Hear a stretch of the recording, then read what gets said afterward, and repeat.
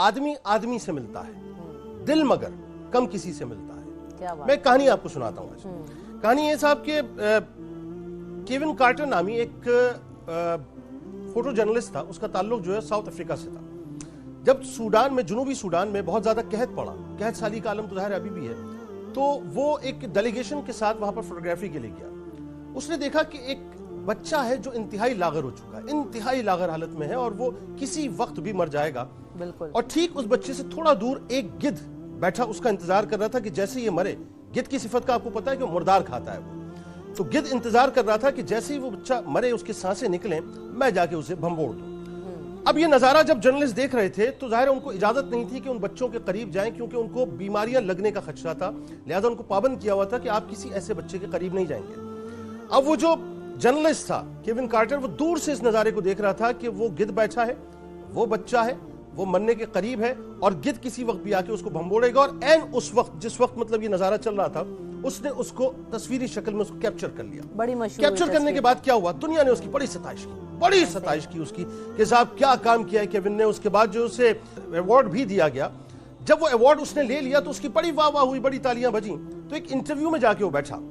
اس interviewer نے اس سے پوچھا کہ یہ بتاؤ کہ اس تصویر کے اندر کتنے گدھ تھے. اس نے جواب میں کہا کہ ایک گدھ تھا.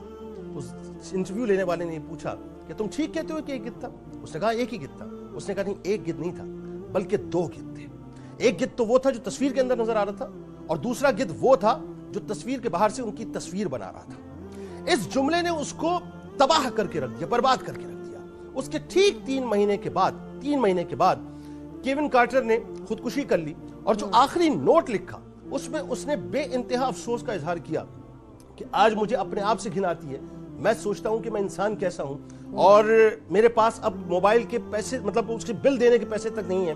اور بلا اس نے ایک ڈیٹیل اس میں بیان کی. لیکن آخری جملے یہ تھے کہ شاید وقت کے عمرہ اور وہ تمام لوگ جن کے پاس طاقت ہے اور پیسہ ہے, وہ اس بات کا خیال کریں کہ ان غریبوں کے ساتھ ہمیں رویہ کیسے رکھنا چاہیے. دیکھیں یہ جو خود غرضی ہے نا, ایکچوئل یہ گدھ والی ایلیمنٹ ہے کہ انسان دوسرے کو نوچنا چاہتا ہے, بھمبوڑنا چاہتا ہے.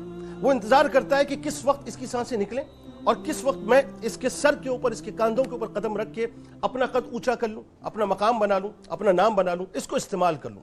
ہوتا یہ ہے کہ آج عمومی رویہ میں یہ محسوس کرتا ہوں کہ انسان سے نہیں ملتا. دیکھیں اچھے لوگ تو آج بھی موجود ہیں الحمدللہ. اگر یہ اچھے لوگ دنیا میں نہ ہو تو دنیا تباہ ہو جائے.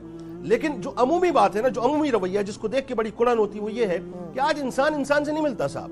آج مطلب انسان سے ملتا ہے, آج مطلب سے ملتا ہے, آج غرض سے ملا کرتی ہے. آج عالم یہ ہو گیا ہے کہ میں یہ دیکھتا ہوں کہ آپ کی جیب میں پیسہ کتنا ہے, میں یہ دیکھتا ہوں کہ میرے پاس آپ کتنے تعلقات لے کے آ سکتے ہیں, میں یہ دیکھتا ہوں کہ آپ میرے کتنے کام آ سکتے ہیں, میں یہ دیکھتا ہوں کہ آپ کے پاس عہدہ کون سا ہے, میں یہ دیکھتا ہوں کہ آپ کی پوزیشن معاشرے میں کتنی مضبوط ہے, میں یہ دیکھتا ہوں کہ آپ سوسائٹی میں کتنے انفلوئنشل ہیں, میں یہ دیکھتا ہوں کہ آپ کے پاس پیسہ کتنا ہے, آپ کتنے پاپولر ہیں, کتنی شہرت ہے آپ کی. اور میں یہ دیکھتا ہوں کہ میں آپ کو استعمال کر کے کس حد تک آگے بڑھ سکتا ہوں. مزاج یہ ہو گیا ہے کہ مطلب کے لیے ملوں گا, غرض کے لیے ملوں گا, اس کے علاوہ ہمارے جو سوشل